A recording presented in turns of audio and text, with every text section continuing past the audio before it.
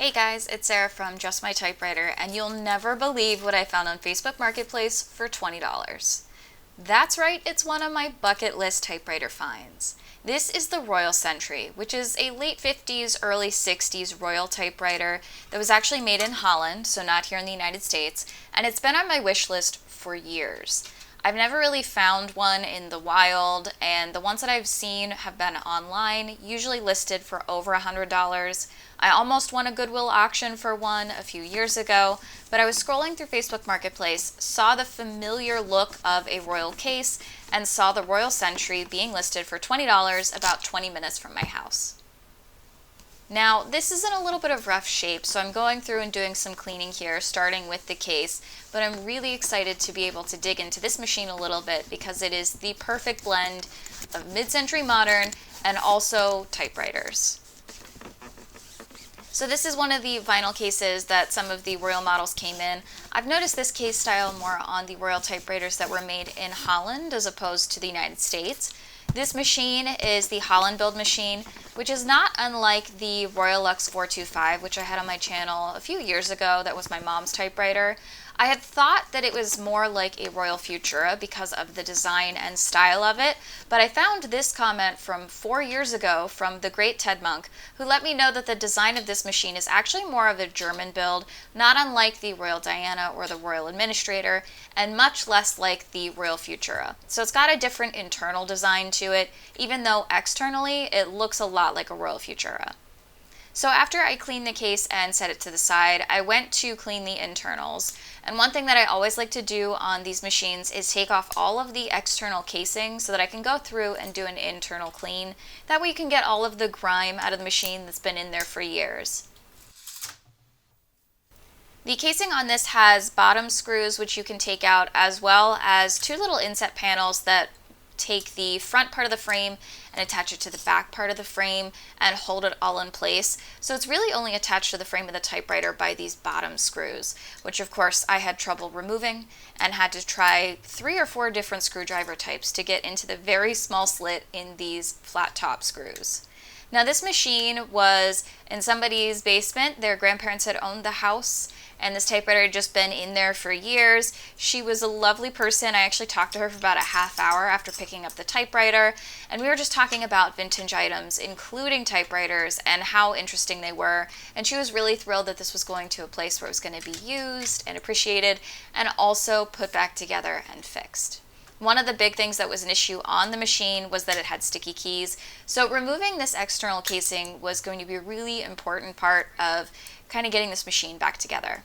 Now I did struggle with getting the frame off of this machine. It does have 2 little tablatures on the external part of the frame that sit out over it, so you kind of have to lift it off of the front and maneuver around it. Unlike Smith Coronas, the Royals do not have an easily removable platen. The platen removal process is probably my biggest gripe with Royals besides magic margins, and we'll get there. You have to remove the 2 little external knobs, and these are attached usually with some little inset screws. So they have them on the outside of the casing and then one on the inside as well, and that attaches to an inner rod. This also has a variable line spacer on the left-hand side, so the left-hand knob has a little extra tail in it that sits into that knob. I also wanted to remove this paper guide, and I found a manual online, which I will link down below, that actually lists this as lucite. So it's a lucite material paper guide, and I thought that was really interesting. But it's also super fragile, and I accidentally broke it on the Royal Lux 425 that I had previously, so I wanted to make sure that I was extra careful with removing this one because of that special material. So I had to remove the paper guide in order to get out the platen, and of course I accidentally dropped all of the internal mechanisms on the variable line spacer side of the platen while removing it. So I'll have to figure that out later. I also noticed there was a lot of buildup on some of the other little rollers in this machine, so I wanted to remove those and clean those as well. Anytime you see buildup like this, you can clean it off. You just have to remove it. I also didn't want to mess up the paint by using mineral spirits, so I decided to take off this external casing on the back of the carriage as well. Usually it's just got a couple of screws in here that attach it to the top part of the frame, so you can go through after removing the knobs and take out all of those screws.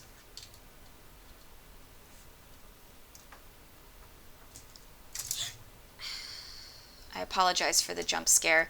Of course, the screwdriver slipped and went under my thumbnail, which, as someone who also collects nail polish, and that's a big hobby of mine, that's kind of a dangerous move.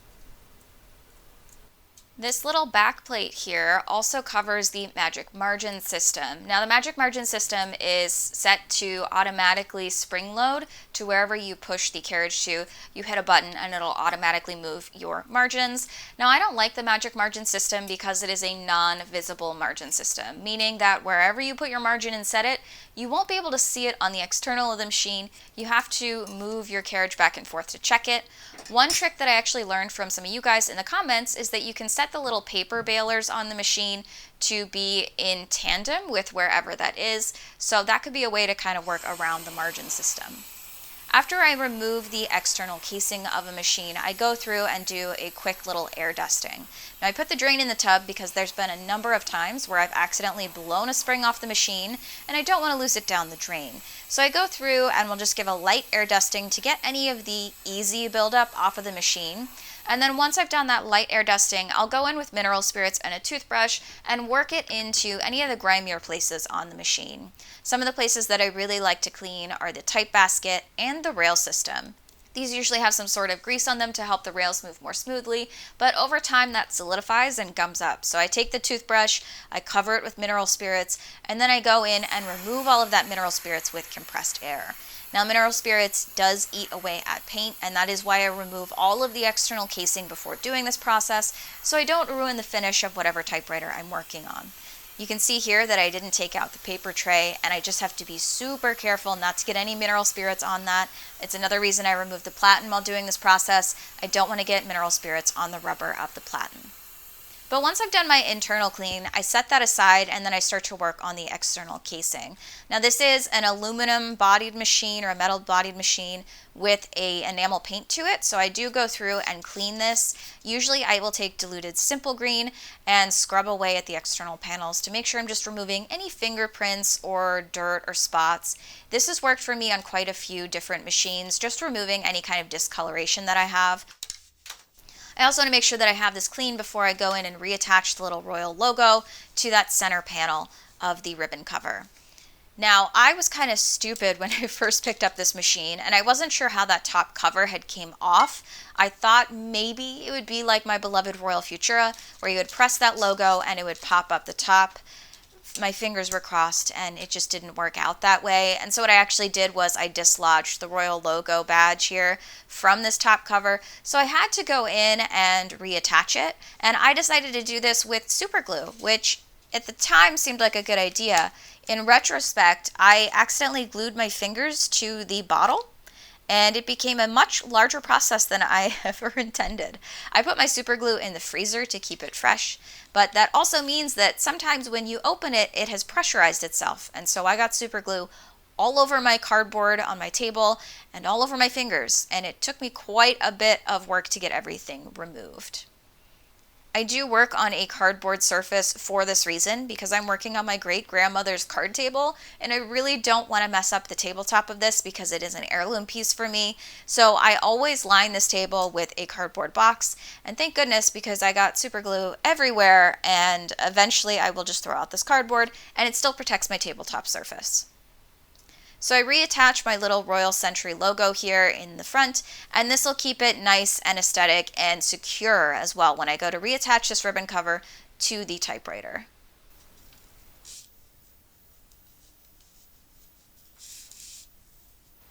After I've done my internal clean, I go and start to reassemble the machine. And usually I start with the platen because it's harder to get that back in once you have some of your frame pieces in. Now, you don't know this because you're watching edited footage, but this is actually my second time taking this apart and putting it back together. I put it back together after the first initial clean, and some of my keys were still sticking. So I decided to take it apart a second time and go through and do my individual type bar cleaning, which I do have a video on, my Typewriter 202 video, which I will link down below. You can take out all of the type bars and individually clean them and then reinsert them in the machine. It's a good way to get out any of that buildup that you weren't able to get with your first initial clean. So this is my second time putting the platen in, and I did have to figure out what order all of those little pieces that go on the inside of the frame around the platen and put those back in that order. And there's also a little washer on these Royal machines that I always forget about on the right side next to the platen on the inside of the frame. And you kind of have to finagle it so that you can hold it up in the right position as you are feeding the internal rod back through the platen. It always takes me 3 or 4 tries to get this right, and it's another reason that I don't like disassembling Royals. It just feels really over complicated, even though this machine is technically a German design, and I do find the German designs and the Swiss designs really interesting, but it does seem overly complicated for something that could be simply just removable, which is why I like Smith Coronas. One thing I always have to remind myself is after I insert the platen, before I put on the platen knobs, you have to reattach the little external frame pieces, because once you have the knob on there, you have to take it off to put that little frame piece back on. The screws go under the knob. So you have to put on these external frames before putting your knob back on the internal rod. And I usually mess this up at least once or twice while working on some of these machines. Now these do have tiny little screws that hold them in there, and I'm always losing these on the inside of the machine. So one trick that I have is to move your carriage over so that your little platen knob is not directly over the machine, so you can't lose that screw somewhere in the typewriter because the whole typewriter is metal. So taking a magnet to find the screw is not really an option. I will say that this is one of those processes that takes me a couple tries every time I'm working on these machines. It is worth learning how to do because cleaning your platen and figuring out how to clean under a paper tray is a really important thing to learn how to do, but it might take you a few tries and a few mess ups before you figure out the order everything goes back in, specifically on the carriage of these machines. Once my carriage was reassembled, I went through and started to put in the other frame pieces, starting actually with that Lucite paper guide because this is a complicated process, and I found that you have to move the carriage over all the way to the side and feed that paper guide back in, and it has the tiniest little screws imaginable in there, so I had to bring out my jeweler's set of screwdrivers to get those screws to hold in that Lucite paper guide. So this process did take me a little bit longer, and it's one of those things where I'm glad I have footage of it because I was able to watch the footage of taking it apart to remember how to put it back together. With the paper guide back in, I went to put in the other external frame pieces. I did go through and just again blow out that magic margin section just so everything was working correctly once I had that reinstalled. And then I set to do the other frame pieces. So it does come off in 2 parts. There's the front angular portion and then a back portion. And when I'm putting these back on, I tend to do a loose fit and then I'll go through, make sure everything matches before tightening all the screws up. I do find this process kind of tenuous. It's tenuous on Smith Coronas for me as well. Everything has to fit together perfectly in order for the top to fit onto the piece. So I'll go through and do the bottom screws first to make sure everything is snug. I will do the 4 bottom on the front frame and then the 2 bottom on the back frame, and I try to make sure that everything is lining up on the side. You can see here there's a seam. I want that seam to basically disappear by how close these pieces are. The other weird part about these Royal machines, and the Futura has this too, is there's a little S-shaped metal curved piece that holds the top of the angular frame to the top of that back frame in place, and it's held together with 2 screws. The tops do not screw anywhere into the frame of the typewriter, so you kind of just have to fit them together. And this did take me quite a few tries to get the shape of this the right way, but once you have it all back together, you can fit on that ribbon cover after putting in a new ribbon, and it should be all back together in one piece and ready for a type test. So let's go do that.